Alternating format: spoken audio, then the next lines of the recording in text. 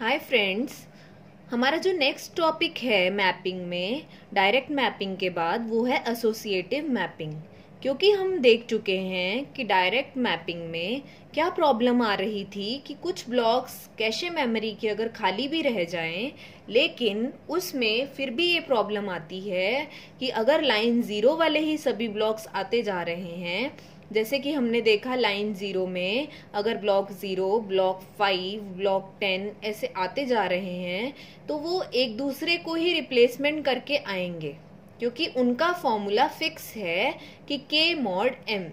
तो 0 mod 4 तो 0, then 4 mod 4 0, then 8 mod 4 0, 12 mod 4 0। तो ब्लॉक 0, ब्लॉक 4, ब्लॉक 8, ब्लॉक 12 अगर बार बार से सीपीयू रिक्वेस्ट कर रहा है तो वो लाइन 0 में ही एक दूसरे को रिप्लेस करके आएंगे, भले ही लाइन 1, लाइन 2, लाइन 3 उस टाइम पे खाली पड़ी है, जिसको हम लोग क्या टर्म देते थे, आप याद कीजिए, कन्फ्लिक्ट मिस। उसमें क्या प्रॉब्लम आ रही है, डायरेक्ट मैपिंग में भले ही हमारी टाइम जो है वो कम लगेगा, क्योंकि ये फिक्स्ड रहता है कि मेरे को लाइन 0 में ही जाके टैग बिट्स को कंपेयर करना है, तो उसमें टाइम की बहुत कम टाइम में मैचिंग हो जाती है। लेकिन लाइंस खाली होने के बावजूद ब्लॉक्स वहां पे नहीं जा सकते, क्योंकि फॉर्मूला फिक्स्ड है k mod m।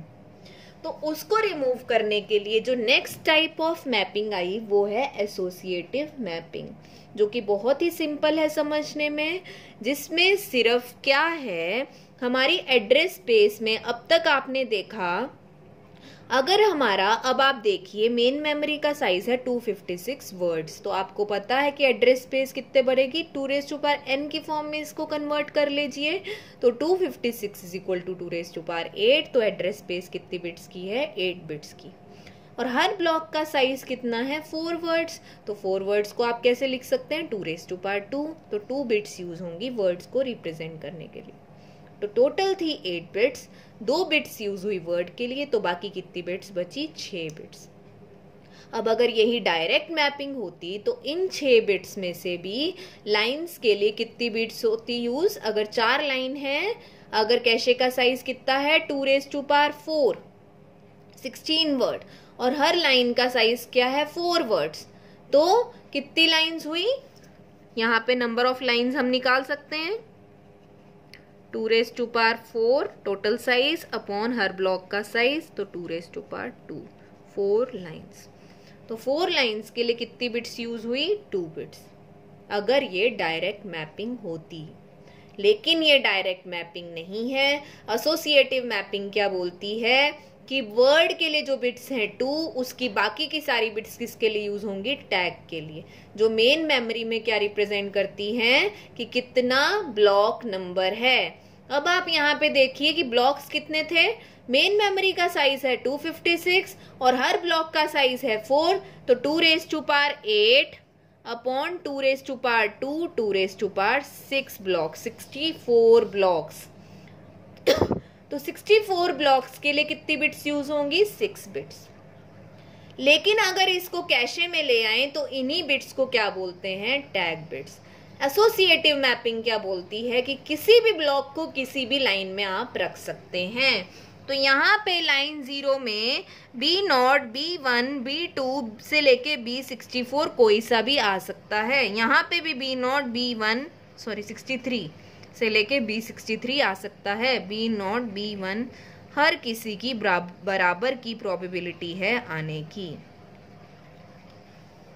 लेकिन चेक कैसे होगा, कोई सीपीयू ने एड्रेस जनरेट किया 0010, ये क्या हुआ, वर्ड नंबर, और बाकी कुछ भी उसने जनरेट किया, 8 बिट्स का ही है ना, तो एड्रेस जनरेट किया ये।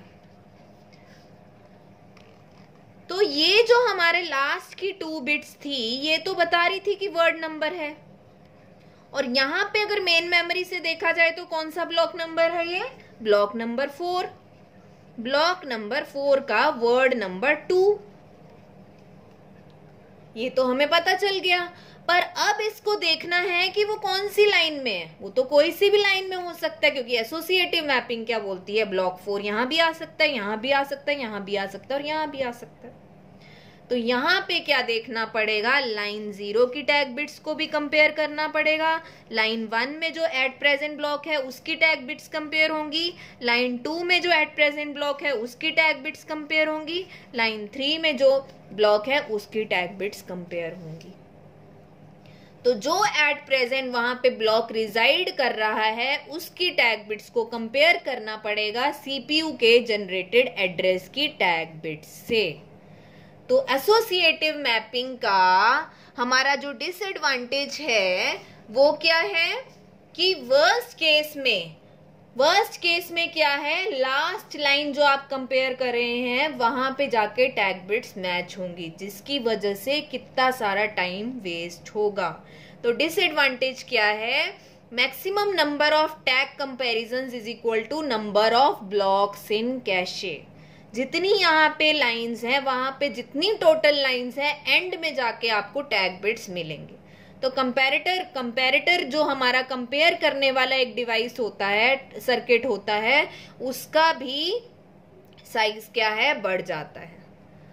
और तीसरा डिसएडवांटेज क्या है, as CPU has to search throughout the cache so it will take more time.